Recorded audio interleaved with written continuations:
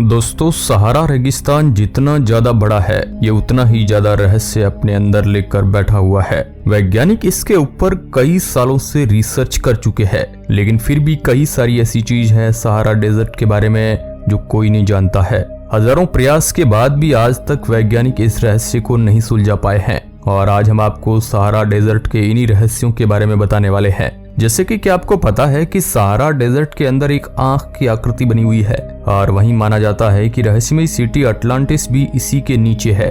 आखिर Sahara desert के नीचे छुपा क्या है? समय समय पर ऐसी डिस्कवरी आती रहती है, तो ये सारी बातें हम आपको आज के इस वीडियो में बताने वाले हैं। मैं हूं आपका दोस्त सुरेश सांचोरी, और आप देख रहे हैं रहस्य टेलीविजन यूट्यूब चैनल। इस रेगिस्तान का एक रहस्य, एक विशालकाय आंख, सुनकर आप जरूर चौंक गए होंगे। आप सोच रहे होंगे कि रेगिस्तान की आंख कैसे हो सकती है, लेकिन दोस्तों, जिस नीली आई के आकार के स्ट्रक्चर के बारे में हम आपको बता रहे हैं, उसे आई ऑफ द सहारा डेजर्ट कहा जाता है।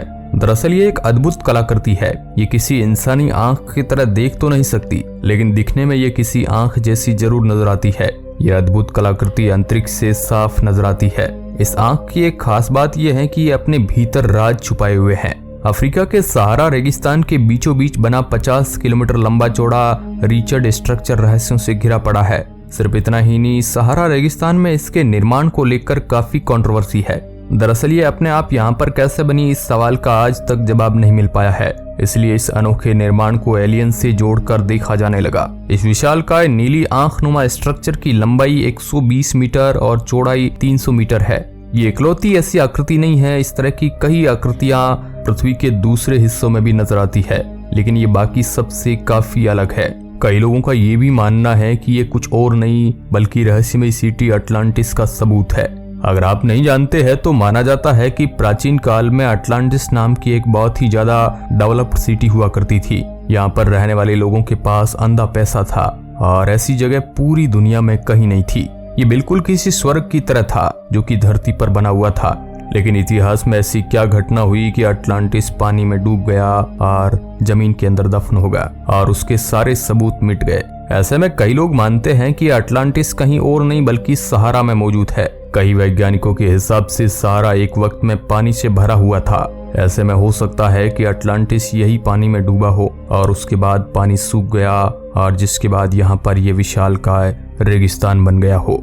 और ये जो आंख है, हो सकता है ये उसकी बची खुची निशानी हो, क्योंकि अटलांटिस के बारे में हमें सबसे पहली बार प्लाटो नाम के एक फिलोसोफर से पता चलता है, जिसने अपनी किताब में अटलांटिस के हर एक चीज का वर्णन किया है कि ये कैसी दिखती थी और इसके साथ क्या हुआ। उसके वर्णन के हिसाब से ये जो सर्कल है, ये काफी ज्यादा मेल खाता है, क्योंकि प्लाटो जब अटलांटिस कैसे दिखता है उसके बारे में बता रहे थे, तब उसने कुछ बड़े बड़े सर्कल होने का भी वर्णन किया था। लेकिन इसमें एक दिक्कत है। अगर प्लाटो की माने तो अटलांटिस आज से 10,000 साल पहले मौजूद थी, और इसके साथ जो तबाही हुई थी उसे देखा जाए तो अटलांटिस का कोई भी सबूत आज मौजूद नहीं होना चाहिए, पर यह मौजूद है। फिलोसोफर ऑरलैंडो सैंटोस का मानना है कि सहारा डेजर्ट की जो आंख है वह अटलांटिस सिटी का सबसे जो मेन हिस्सा था, यानी कि अटलांटिस की जो सबसे मेन सिटी थी उसकी बॉर्डर लाइन है। और प्लाटो का यह कहना है कि अटलांटिस की जो दीवार और उसकी जो बॉर्डर है वह बहुत ही ज्यादा ताकतवर और बड़ी थी, जिसकी वजह से अटलांटिस इतना शक्तिशाली बनता था कि कोई भी उसके आसपास नहीं आ सकता था। तो हो सकता है कि सच में यह अटलांटिस का ही बचा खुचा अवशेष हो। तो उनके हिसाब से सहारा डेजर्ट की आंख की कहानी कुछ इस तरह है कि अटलांटिस नाम की जो मशहूर और बहुत ही ज्यादा विकसित सिविलाइजेशन थी, वह अर्थक्वेक और फ्लड की वजह से पानी के अंदर समा गई होगी। लेकिन फिर अर्थ के टेक्टोनिक प्रोसेस की वजह से धीरे धीरे ये पानी पूरी तरीके से सूख गया होगा, और उसके बाद ये अवशेष बचे होंगे। और जिन वैज्ञानिकों ने सहारा डेजर्ट पर रिसर्च की, उनका भी मानना है कि पिछले सैकड़ों सालों में सहारा डेजर्ट काफी बार चेंज हो चुका है। यानी वह एक वक्त में हरा भरा जंगल भी रह चुका है, और शायद समुद्र का हिस्सा भी। वैसे कई लोग इसे बाइबल के इंसिडेंट से भी जोड़ते हैं। बाइबल में भी एक बार इसी समय काल के पास बहुत ही ज्यादा भयंकर फ्लड के बारे में बताया गया है, जिसने तबाही ला दी थी, और उसी दौरान एक एस्टेरॉयड के क्रैश होने की बात भी की जाती है। और ये सारी चीजें एक ही तरफ इशारा करती है। लेकिन अगर आप इन सब चीजों में इंटरेस्ट रखते हैं तो आपको पता होगा कि हमेशा कई थ्योरीज दी जाती है, और ऐसी एक थ्योरी है वोल्केनो।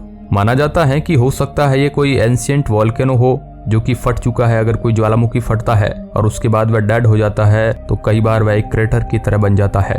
लेकिन अब तक ऐसे जो भी क्रेटर मिले हैं वह रिचर्ड स्ट्रक्चर यानी कि सहारा डेजर्ट की आंख से काफी ज्यादा छोटे है और अब तक का जो सबसे बड़ा वोल्केनो है यानी कि सुपर वोल्केनो वह इसके आसपास आता है, लेकिन उसका शेप बहुत ज्यादा अनडिफाइंड है। तो आखिर इसका शेप परफेक्ट सर्कल में क्यों है, ये भी एक सवाल उठता है, जिस वजह से इस थ्योरी को उतना ज्यादा पक्का नहीं माना जाता।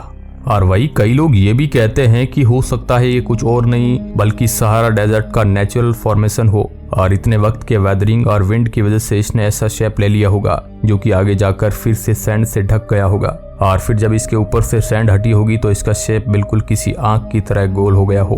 अब ये कैसे हुआ और क्यों हुआ इसके बारे में तो हम नहीं जानते हैं, लेकिन एस्ट्रोनॉट जो है वह इसका इस्तेमाल बड़ी बखूबी से करते हैं, बिल्कुल किसी मार्क की तरह। सहारा डेजर्ट की इस आंख को अब यह पूरे कॉस्मोस में घूरते हुए छोड़कर हम चलते हैं।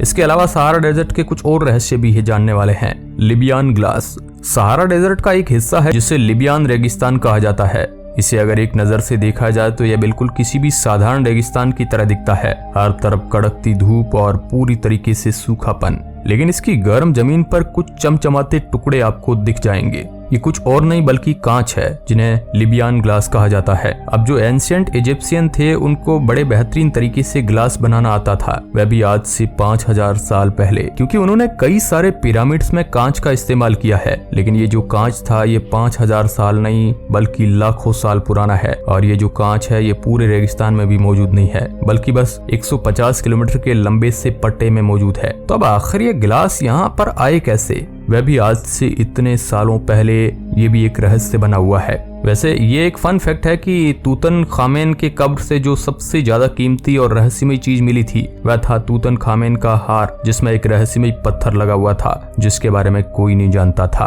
और बहुत ही ज्यादा रिसर्च करने के बाद पता चला कि यह पत्थर कुछ और नहीं बल्कि लिबियान का ही एक कांच का टुकड़ा है। और इस रेगिस्तान में मौजूद ये कांच के जो टुकड़े हैं ये बिल्कुल नॉर्मल कांच की तरह नहीं है बल्कि इसमें थोड़े बहुत अलग प्रकार के मटेरियल भी मिले हैं, जिस वजह से लोगों को ये भी लगा था कि तूतनखामेन के हार में जो पत्थर लगा हुआ है वह दूसरी दुनिया का है, यानी कि अंतरिक्ष से आया है। इसका जवाब देना थोड़ा मुश्किल है, इसलिए हमें इसे बेहतर तरीके से समझना पड़ेगा कि इस रेगिस्तान में ये कांच कैसे बने।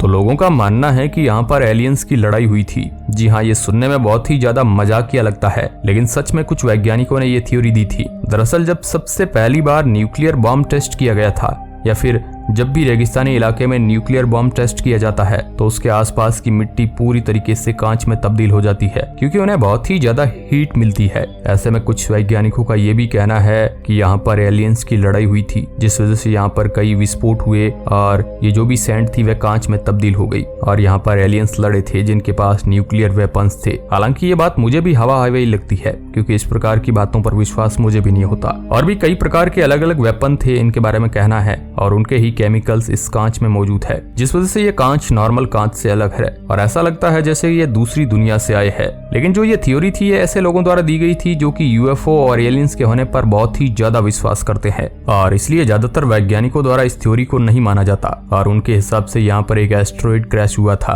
और एस्ट्रॉइड के इम्पैक्ट की वजह से ही यहाँ की जो सैंड है वह बहुत ही ज्यादा गर्म हो गई और ये कांच में तब्दील हो गया। और जो एस्ट्रॉइड है वह आउटर स्पेस से आया था, जिस वजह से इस कांच में कुछ ऐसी प्रॉपर्टीज है जिससे ऐसा लगता है ये बाहर की दुनिया से आए हैं। और एक रहस्य जो कि वैज्ञानिकों को काफी दिलचस्प लगता है वो है स्टोन सर्कल। सहारा डेजर्ट में ही मौजूद नुबियान डेजर्ट भी है जहाँ पर एक सूखी हुई नदी है और वैज्ञानिक जब उसके पास रुके थे तभी उन्हें यहाँ पर कुछ दिलचस्प दिखा। और जब उस एरिया को सैटेलाइट के जरिए देखा गया तो यहाँ पर स्टोन्स के पिलर लगाए गए थे जो कि एक सर्कल फॉर्मेशन में थे। लोगों का मानना है कि एस्ट्रोनॉमिकल इवेंट को देखने के लिए बनाए गए थे और उसी के साथ अगर इन पिलर्स को सही तरीके से ज्वाइंट किया जाए तो ये डायरेक्शन बताते हैं, यानी कि नॉर्थ ईस्ट साउथ वेस्ट, और उसके साथ जो सब डायरेक्शंस होते हैं जैसे कि नॉर्थ ईस्ट नॉर्थ वेस्ट वह सब ये बताते हैं।